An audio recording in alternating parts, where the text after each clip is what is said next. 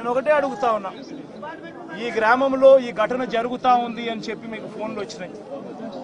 ఫోన్లు వచ్చిన తర్వాత ఎస్ఐ వచ్చినాడు, కానిస్టేబుల్ సమక్షంలో జరుగుతా ఉన్న విషయాలు చూశాడు. చూసిన తర్వాత కూడా ఎందుకు అడిషనల్ ఫోర్సు ఈ గ్రామానికి రాలేదు? నా మొట్టమొదటి ప్రశ్న, ఎందుకు రాలేదు? తర్వాత ఎస్ఐ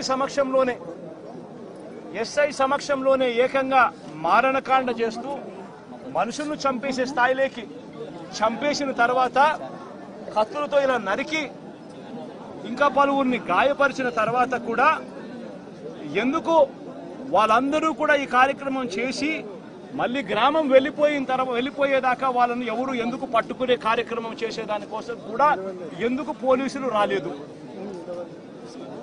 నేను అడుగుతా ఉన్నా ఈ ప్రశ్నలన్నిటికీ. ఎవరు ప్రోద్బలం ఉంది? ఎవరు ఈ పోలీసులను ఆడిస్తా ఉన్నారు? ఏకంగా ఎస్పీ, ఏకంగా సిఐ, ఏకంగా డిఎస్పీలు ఏ ఒక్కరూ కూడా అడిషనల్ ఫోర్సును పంపించుకోకుండా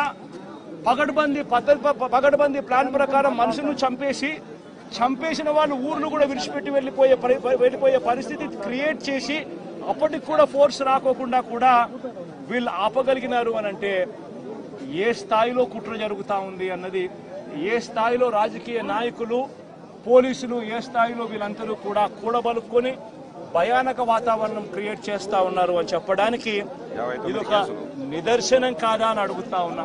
నిజంగా లా అండ్ ఆర్డర్ ఉందా అని అడుగుతా ఉన్నా.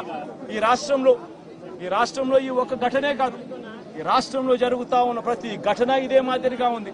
మన వినుకొండకు నేను వెళ్ళా, నడి రోడ్డు మీద రఫీ అనే పిల్లోడిని నడి రోడ్డు మీద నరికారు. రఫీ అనే పిల్లోడిని నరికారు.